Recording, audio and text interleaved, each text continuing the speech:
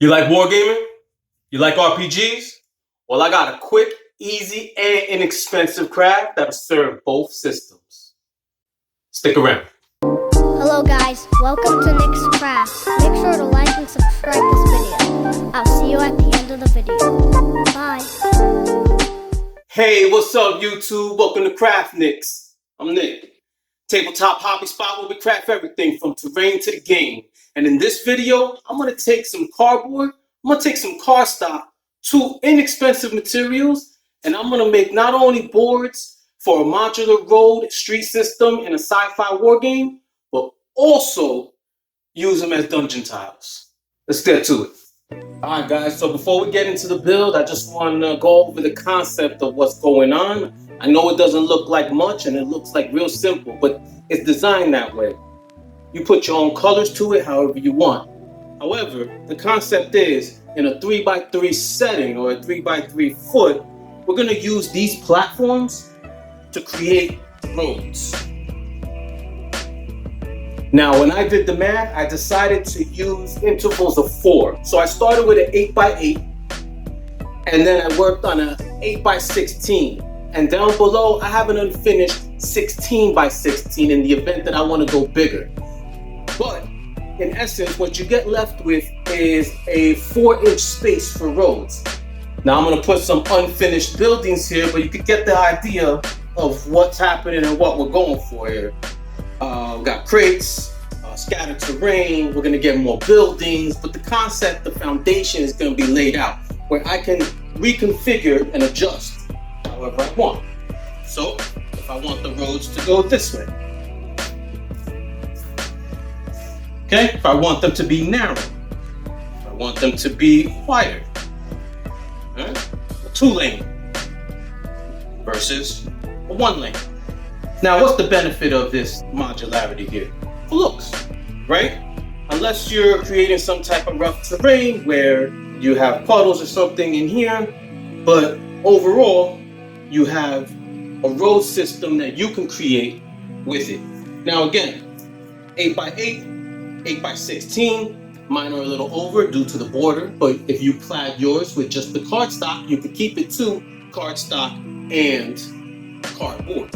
Now, it goes all the way around. So, you have 1, 2, 3, you can go 1, 2, and up the board, 3, and you can go all the way around. So, overall, what you end up with is 4, let me get it in the screen here, 4 8x16s and 4 8x8s. Now that's going to leave you with the open space in the middle. So you could build whatever you want in the middle. I might have a 12x12, I might get a 16x16. I don't even know if it'll fit 16x16. I gotta do the math on that. That's the concept. Let's get to the build.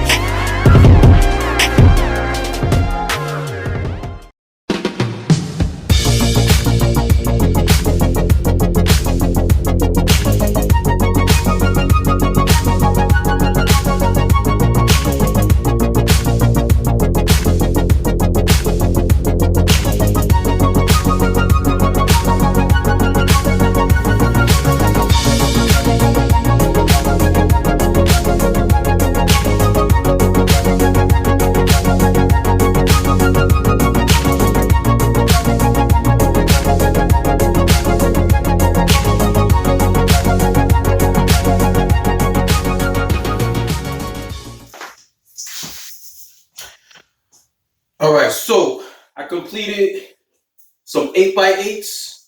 This one's drying. And an 8x16. Not too happy with it. Some of the hexagons over here got sloppy. Still used it anyway. But got two more. So hopefully we'll pivot, change directions. Might do something special with those. I'm not sure. But I think I can get started with this and the old 3x3 tiles in order to fill up some type of grid where it looks like road in between and we can start to mimic some sort of a city. Gonna need some buildings after this. That's all right.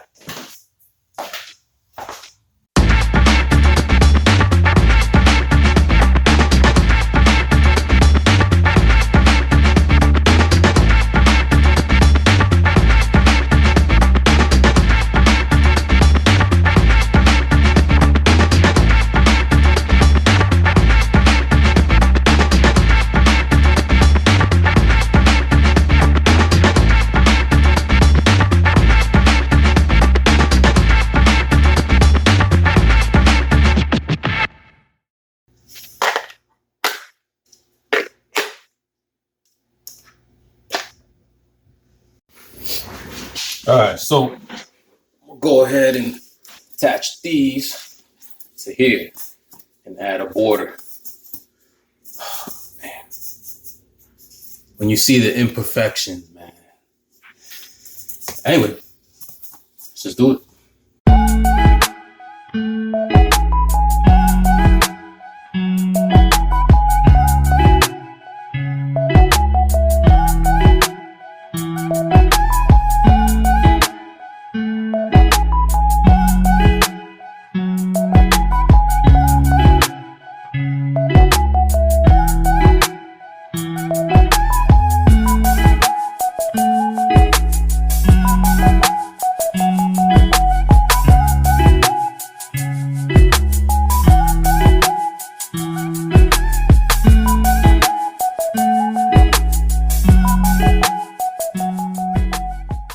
I didn't get video of the rest of it, but the rest of it is just painting. And my paint scheme was simple, white.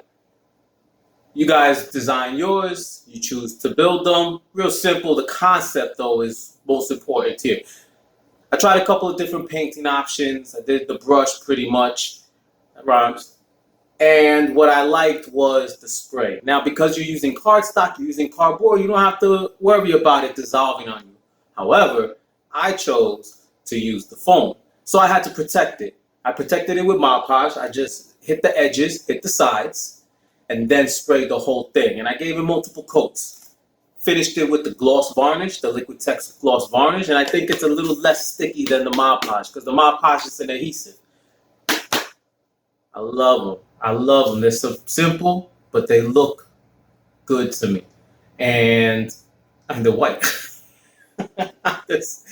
No dry brushing. I tried reverse dry brushing where I dry brush a dark color on it. It gave it a messed up look that I wasn't going for. So I decided, you know what, this is a clean station and I have white tiles too. So I can use these as dungeon tiles or I can use these for wargaming. So I hope this inspires you and I hope you liked this video. If you did, remember to hit the like button down below, subscribe, hit the bell. Anyway, thank you for watching, and I'll see you on the next one. Hello guys, I came back to tell you, make sure to like this video, and I'll see you in the next one. Also, thanks for watching, guys.